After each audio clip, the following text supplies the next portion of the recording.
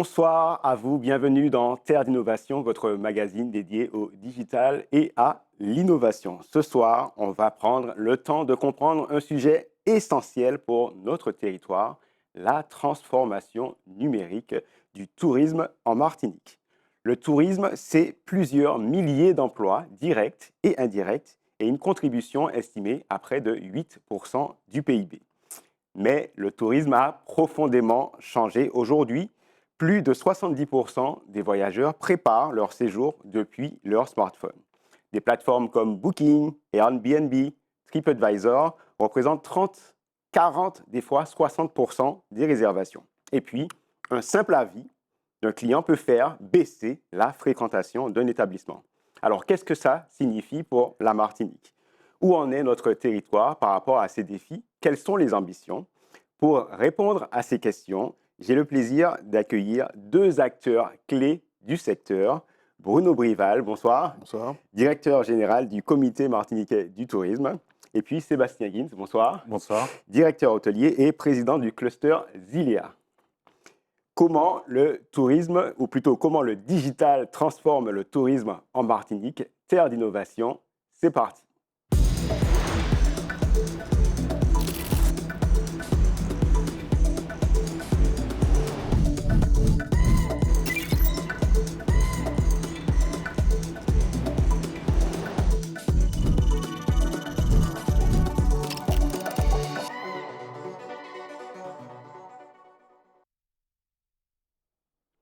Bruno Brival, bonsoir. Bonsoir.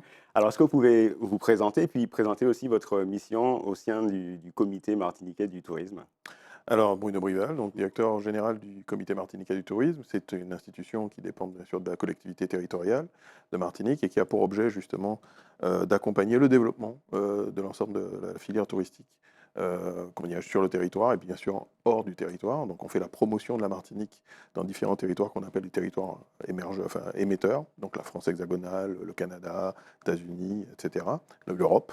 Et puis on travaille aussi sur la structuration de la filière, ce qui est important. On a des enjeux qui sont importants, qui sont essentiels aussi dans ce secteur, et il faut pouvoir y répondre assez vite. Très bien, Sébastien Gins, même question pour vous, donc directeur de l'hôtel Bacois et puis aussi président d'un cluster que vous pouvez présenter. Exactement, donc je suis directeur de l'hôtel Bacois, qu'on ne présente plus aux Trois-Îlets, hôtel 4 étoiles. Et effectivement, je suis président du Cluster Zilia, qui est le club un peu des professionnels du tourisme en Martinique, qui regroupe aussi bien des hébergeurs, des loueurs de véhicules, des activités touristiques et que l'on fédère autour de ce cluster.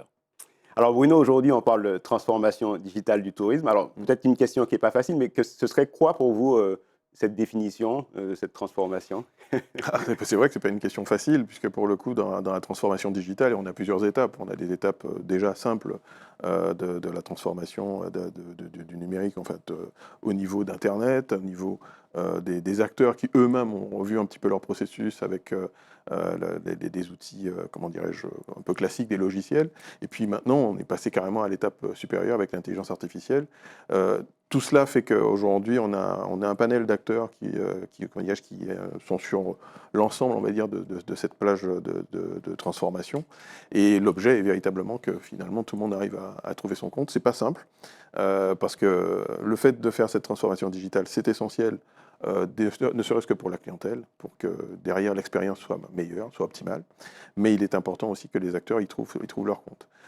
Et c'est pas évident non plus de penser transformation digitale et avec les résultats qu'on peut avoir sur des territoires un peu plus importants, on va dire en très grande taille, comme des pays, comme en France hexagonale, etc. Et puis des territoires comme les nôtres, où là, par définition, forcément, il y a des effets de levier différents. Et justement, Sébastien, ça m'amène une question. On sait que 70% aujourd'hui des voyageurs préparent leur voyage depuis leur smartphone. C'est quoi la conséquence aujourd'hui pour un hôtelier comme vous, par exemple? Alors, déjà, la première chose, c'est de dire que ce phénomène n'est pas nouveau. Booking existe déjà depuis des dizaines d'années et ça répond tout simplement à une tendance de consommation. Avant, les gens achetaient au supermarché. Aujourd'hui, ils achètent sur Internet. Donc, ils achètent depuis leur smartphone. L'information est disponible immédiatement et il faut qu'elle soit la plus précise possible. Et pour vous, Bruno, est-ce que le fait qu'il y ait aujourd'hui Booking, Airbnb, TripAdvisor, au niveau des réservations, est-ce que ça a changé aussi la façon dont le CMT pense le tourisme? Pas forcément, entre guillemets, la façon dont on pense le tourisme, parce qu'on pense le tourisme aussi pour vendre notre territoire, enfin pour communiquer sur notre territoire. Donc on a aussi bien sûr des outils qu'on utilise, un peu avec l'intelligence artificielle, etc. Mais les acteurs comme Booking, comme Expedia ou Airbnb, ce sont des acteurs qui aujourd'hui sont quasiment incontournables sur n'importe quel territoire aussi dans le monde. C'est pas seulement la Martinique comme bien au contraire, c'est l'ensemble du monde. Ce sont des plateformes qui sont maintenant planétaires et qui aujourd'hui forcément ont imposé aussi un mode de fonctionnement. Alors ce mode de fonctionnement, on le connaît depuis un certain temps, donc on s'y est adapté, puisque la clientèle elle-même passe par là, on n'a pas trop le choix non plus. Et on ne va pas pouvoir non plus dire, on fait une petite plateforme en Martinique pour dire, venez chez nous et passez par notre plateforme, alors que potentiellement, il y a des outils, comment dirais-je, bien plus performants, et puis qui finalement derrière ont un effet de volume largement supérieur au nôtre. Enfin quand je dis largement, je suis très loin du compte. Donc forcément, c'est pas que ça change notre façon de voir, mais on s'adapte forcément au fur et à mesure avec les nouvelles technologies et puis les nouveaux acteurs qui se présentent. Et Sébastien, il y a aussi finalement l'e-réputation, quelque chose qui n'existait pas. Alors, il y avait la réputation. Désormais, il y a cette e-réputation où, je le disais en introduction, quelquefois, un avis en ligne peut complètement faire basculer la réputation d'un établissement. Comment vous avez intégré le fait qu'aujourd'hui, n'importe qui puisse donner un avis en ligne? Comment vous avez intégré ça dans la stratégie de votre hôtel? Alors, vous parliez de la transition et de l'innovation, de la transition digitale. Elle existe depuis un certain temps. Alors, au-delà de l'outil que représente le smartphone, que représente le web pour pouvoir réserver un hôtel, quand avant on prenait son vieux guide papier, mais ça c'était plutôt la génération bien avant, aujourd'hui les gens vont sur leur smartphone. Ça veut dire quoi? Ça veut dire qu'aujourd'hui le tourisme est un produit qu'il faut marketer. Et ça, c'est très important. Donc, les avis, ça existe depuis très longtemps. Effectivement, on a vu, il faut que l'avis soit vérifié, il faut qu'il soit adéquat, il faut qu'il soit bien rédigé, tout ce genre de choses. Mais ce qu'on voit aussi de plus en plus, c'est qu'aujourd'hui, le tourisme, c'est un produit marketé. C'est du marketing. Donc, on voit les avis sur TripAdvisor Booking, mais aujourd'hui, on voit des avis sur Instagram, sur les réseaux sociaux. Tous les influenceurs nous écrivent en disant « Moi, je suis un influenceur, je veux venir prendre des photos dans votre établissement ». Ça existe aujourd'hui. Donc aujourd'hui, le tourisme est un produit comme un autre. Enfin, c'est un service, mais il est très marketé, packagé. Alors, moi, je voulais quand même faire un état des lieux parce qu'il faut quand même qu'on puisse se comparer. Bruno, pour vous, si on doit résumer la situation au niveau de la Martinique, on est plutôt en retard, en rattrapage, en accélération sur le digital touristique? Ça, c'est une question qui est quand même assez complexe parce qu'on est en retard sur certains points, notamment sur, comment dirais-je, je pense sincèrement avoir le nombre d'acteurs qui potentiellement se positionnent aussi sur l'innovation en termes de tourisme. Mais en même temps, on a certains acteurs qui, eux, par contre, une fois qu'ils sont dedans, on a quelques acteurs avec lesquels on travaille d'ailleurs, puisque pour le coup, le comité martiniquais du tourisme a mis en place aussi un appel à manifestation d'intérêt qui permet justement à des acteurs de se positionner, et qui doit se terminer le 28 novembre prochain d'ailleurs. Je fais appel à tous ceux qui potentiellement ont encore envie de répondre, qu'ils puissent le faire. Et on voit qu'on a des acteurs qui sont présents et qui se positionnent aussi pour répondre véritablement à cet enjeu d'améliorer justement la visibilité du territoire, d'améliorer aussi son potentiel. Mais on n'a pas encore une masse critique d'acteurs avec une dynamique assez forte, à mon sens. Maintenant, je ne connais pas forcément tous les acteurs, il y en a peut-être encore d'autres. Ceci étant, tous les autres acteurs qui, eux, ne sont pas forcément de Martinique, mais qui intègrent forcément notre écosystème, comme les Airbnb, les Booking, etc., de toute façon, font que la dynamique de digitalisation est arrivée chez nous. Alors, Sébastien, vous disiez en introduction que Zilea a un certain nombre d'adhérents. Vous représentez un certain nombre d'entreprises. C'est quoi votre constat par rapport justement aux entreprises qui sont membres de Zilea? Elles ont fait leur transformation, elles sont en accélération, elles sont en retard. C'est mitigé, c'est hétérogène, C'est comme dans toutes les classes. Vous avez le premier de la classe et vous avez le dernier de la classe. Donc forcément, il y en a qui sont très en avance, qui vont utiliser les outils grand public, Booking, Airbnb, ce genre de choses. Il y en a qui vont travailler avec l'intelligence artificielle. De plus en plus, il y a des voyageurs qui vont sur ChatGPT pour préparer leur voyage, pour chercher leur billet d'avion le moins cher et qui sont capables de prendre des billets d'avion en passant par New York, Miami, Atlanta pour arriver finalement en Martinique. Il n'y en a quand même pas beaucoup, parce que ça fait beaucoup d'heures de vol.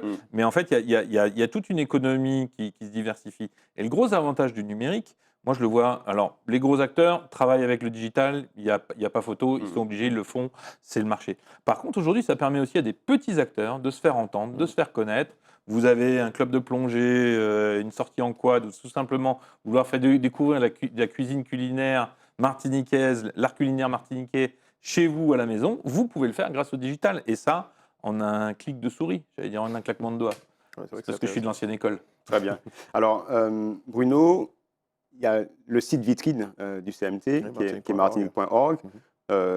Il a été rénové, vous avez renforcé un peu la présence digitale.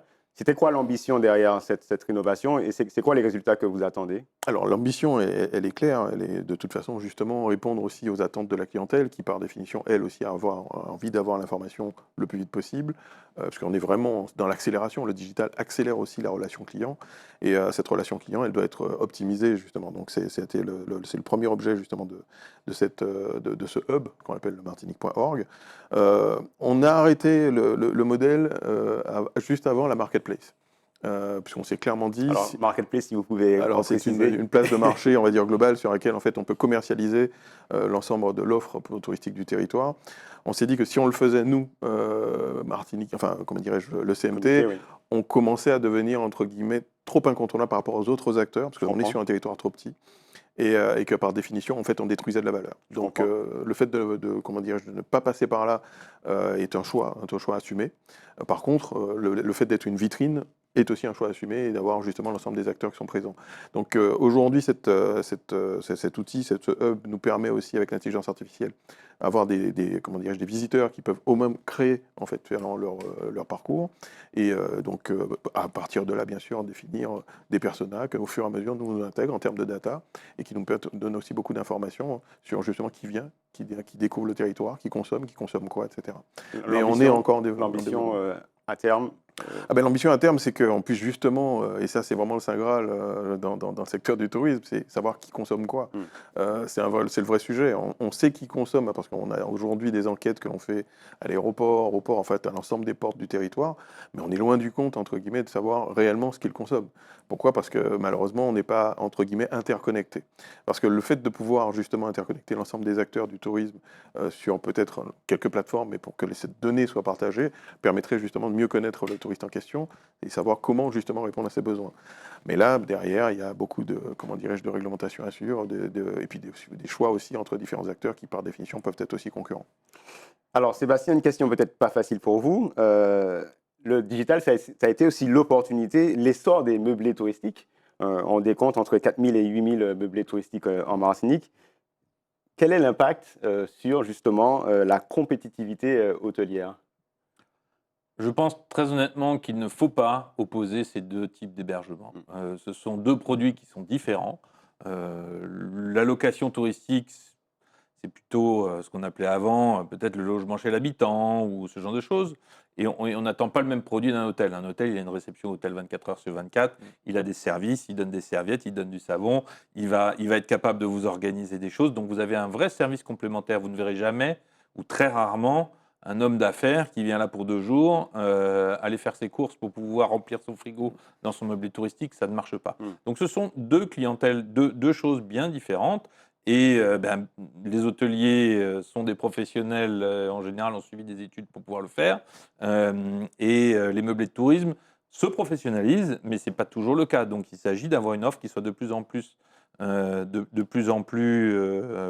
professionnelle. Donc on a les hôteliers d'un côté qui essayent de travailler sur l'expérience client, pouvoir personnaliser ce genre de choses. Et on a les locations saisonnières de l'autre qui, elles, essayent de se professionnaliser en disant « mais venez, je peux vous faire venir un chef chez moi pour vous faire manger et je peux vous proposer du service ». Donc en fait, ce sont deux mondes qui, pour l'instant, sont à l'opposé, mais comme tout le monde sait, les opposés s'attirent. Très Ils sont bien. très complémentaires en plus. En termes de comparaison, puisque là on comparait les meublés touristiques et l'industrie hôtelière, est-ce que est-ce que vous d'ailleurs au CMT, vous vous comparez par exemple à Sainte-Lucie, Barbade ou République dominicaine, où on sait que ce sont des destinations qui ont quand même investi largement sur le digital. Comment on fait pour rester d'ailleurs compétitif par rapport à ces destinations? Là, pour le coup, j'aurais posé la question un peu différemment, puisqu'en fait, on n'est pas dans la même gouvernance non plus. Lorsqu'on est sur un territoire comme Sainte-Lucie, comme la Barbade, etc., il y a une gouvernance assez claire, assez précise, comment dirais-je, l'arbre de décision est extrêmement court. Et donc, globalement, quand on a un ministre de l'innovation ou un ministre du tourisme, quand il a décidé quelque chose, tout le monde, on va dire, entre dans une dynamique. Et c'est vrai que c'est quand même assez rapide en termes enfin, et assez efficace aussi. Quand il y a une décision, une vision stratégique qui est mise en place, elle s'applique très très rapidement.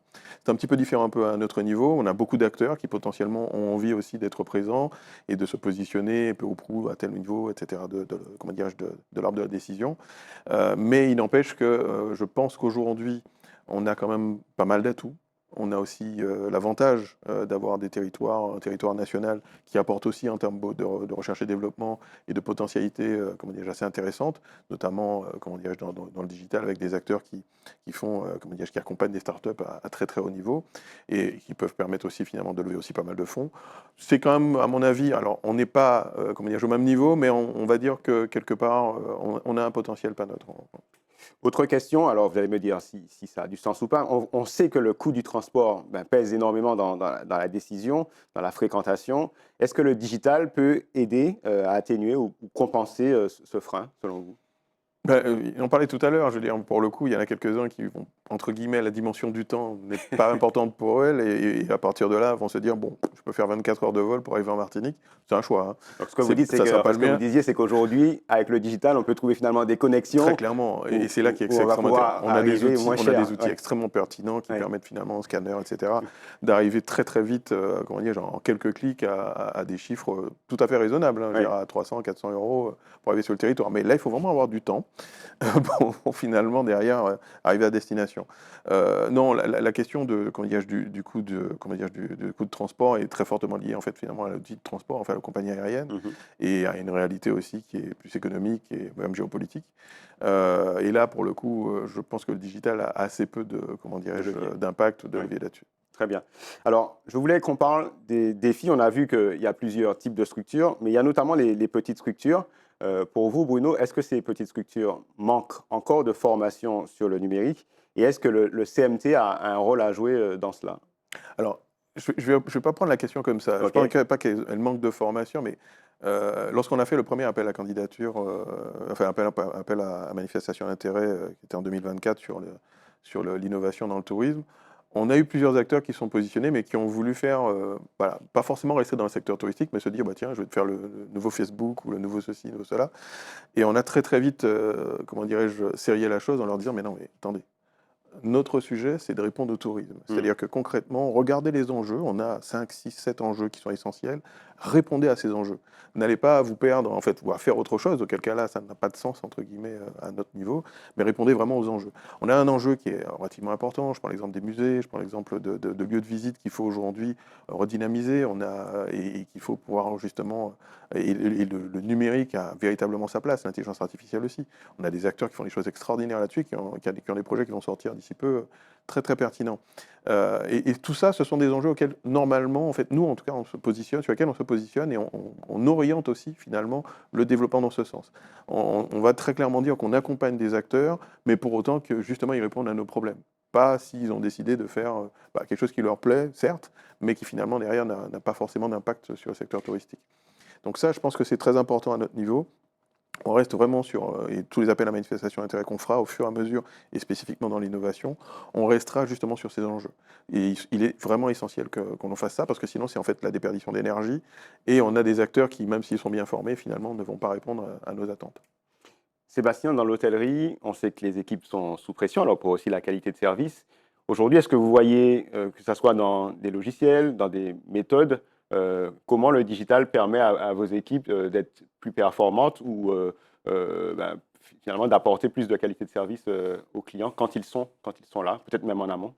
Alors, on a depuis une quinzaine d'années, le tourisme est vraiment précurseur en la matière, que ce soit au niveau du parcours client. Vous voyez maintenant, quand vous réservez un hôtel, il y a un questionnaire pré-séjour, pré-check-in, en séjour, pour vraiment mesurer la satisfaction du client. Quand vous allez au restaurant, vous avez un QR code maintenant pour regarder votre menu. Vous pouvez commander en direct, on peut digitaliser le room service. On peut travailler aussi en interne, on est des entreprises comme les autres. Donc, sur tout ce qui est gestion des plannings, sur tout ce qui est diffusion des informations au personnel, tout ça sont des choses très importantes, et ça fait partie du parcours du client, et le digital aujourd'hui en fait partie à 100%. Et au niveau justement des plateformes, Bruno semblait dire que les fameuses OTA, donc ces plateformes de réservation, on ne peut pas faire sans. Est-ce que quand même un hôtel comme celui que vous dirigez se dit qu'il est possible de reprendre un peu la main pour diminuer la dépendance? C'est le jeu et c'est de toute façon très clairement ce vers quoi tous les hôtels vont. Moins on a les OTA, moins on paye de commission. Parce que ce qui est Ouais, l'enjeu, c'est ça. c'est la commission qui est réglée. Il faut quand même savoir que Booking, en moyenne, c'est entre 15 et presque 20% de commissions qui sont réglées sur une réservation.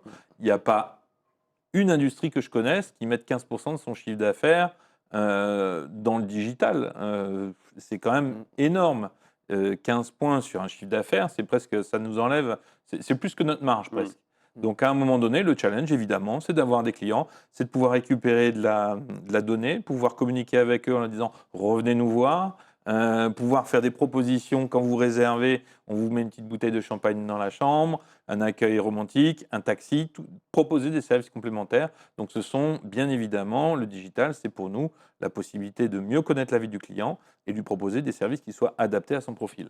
Et donc vous vous rendez compte quelquefois que vous arrivez justement à créer cette fidélité client, des clients qui reviennent en passant directement par Évidemment. votre site. Ouais. Évidemment. D'ailleurs, pendant très longtemps, il y avait une clause qui a d'ailleurs été taxée d'illégalité pour Booking, puisque Booking voulait absolument proposer les tarifs les moins chers. Aujourd'hui, cette clause n'existe plus. Exact. Et donc, en général, quand vous allez sur le site de l'hôtel, vous trouvez des tarifs qui peuvent être plus intéressants que ceux que vous trouvez sur Booking. C'est très souvent le cas. C'est très souvent le cas et je pense que c'est un très très bon réflexe. En tout cas, moi personnellement, je l'ai. On va bien sûr sur Booking parce que derrière, en fait, on a Booking ou Expedia, on n'importe Voilà. lequel. En fait, l'objectif, en fait, est finalement d'identifier déjà bien sûr l'offre, mais aussi d'identifier, comment dirais-je, la satisfaction de la clientèle, qui est quand même assez rapidement évidente. Mais une fois que c'est fait, on peut très bien aller sur le site justement de l'hôtel et forcément, comment dirais-je, réserver. En tout cas, personnellement, c'est un réflexe que nous avons à notre niveau. Bruno, l'émission est passée très vite. Peut-être juste une dernière question en quelques secondes sur l'ambition peut-être du CMT en dehors de l'innovation numérique, peut-être d'autres innovations sur les 3-5 prochaines années? Non, comme je disais, il y a des enjeux, il faut qu'on y réponde. Je pense que là, un des premiers enjeux, c'est la structuration des filières, c'est-à-dire qu'en fait, on a des acteurs et la structuration de la filière numérique dans le secteur touristique rentre aussi dans la dynamique.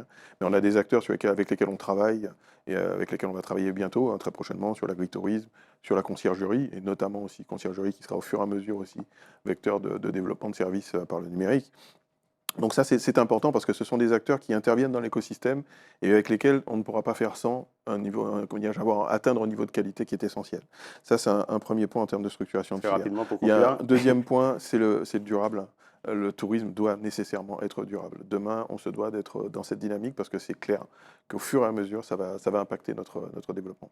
Très bien. Dans quelques secondes, je vous retrouve pour la masterclass. Le temps pour moi de remercier mes invités, Bruno Brival, directeur Merci. général du comité Martiniquais du tourisme, merci. Merci à vous. Et Sébastien Guins, donc directeur hôtelier du Bacrois et président du cluster Zilea. Merci. Merci de votre présence.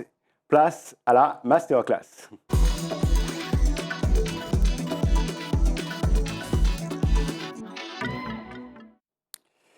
On l'a dit, les avis clients sont très importants dans la réputation d'un établissement, d'ailleurs que ce soit un établissement hôtelier ou non. 97% des internautes disent qu'ils vont consulter des avis en ligne avant de faire leur choix.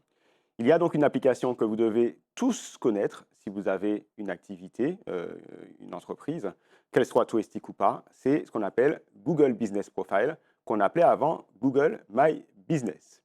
Ici, je vous montre la page de présentation de Google Business Profile. Quand vous êtes sur cette page, vous allez voir tout ce que ce service gratuit vous permet de faire.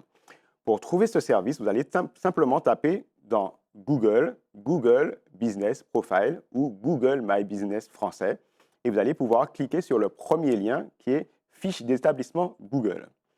Quand vous allez cliquer sur ce lien, vous aurez la possibilité de comprendre ce que ce service peut faire pour vous. Globalement, quand vous cherchez dans Google, qui est le moteur de recherche le plus utilisé au monde, en France et en Martinique, vous voyez souvent des avis. On compare des restaurants, on compare des hôtels, on compare une entreprise qui fait tel ou tel service. ces entreprises sont visibles parce qu'elles ont renseigné une fiche Google My Business, une fiche Google Business Profile, et c'est gratuit. Cette fiche va vous permettre sans frais de pouvoir référencer quand vous êtes ouvert, donc vos horaires, votre adresse. Vous allez pouvoir répondre à des questions de vos clients. Vous allez pouvoir mettre en ligne votre catalogue. Si vous êtes un restaurant, vous allez pouvoir mettre en ligne votre menu. Et vous allez aussi pouvoir utiliser Google Business Profile comme un réseau social. Vous allez pouvoir poster, faire des publications. Et ce qui est super, c'est que vous aurez aussi la possibilité d'avoir des statistiques, de voir qui consulte votre fiche, qui est venu dans votre établissement grâce à votre fiche, etc., etc. C'est vraiment un incontournable. Il faut vraiment que vous utilisiez cette application. Dernier point qui est très important. Désormais, quand vous avez une fiche Google Business Profile ou Google My Business, si vous avez des avis, par exemple, si vous êtes un hôtelier ou un établissement touristique, si vous avez des avis via TripAdvisor, si vous avez des avis via PageJaunes, si vous avez des avis via toutes les applications, globalement, Google va agréger ces avis pour les présenter sur votre fiche Google My Business, Google Business Profile. Voilà, donc c'est un immanquable. Pour gérer votre fiche, vous allez utiliser une application qui s'appelle Google Maps, que vous connaissez forcément. Quand vous aurez revendiqué votre établissement, vous aurez la possibilité de gérer votre établissement avec Google Maps. Rien de plus simple.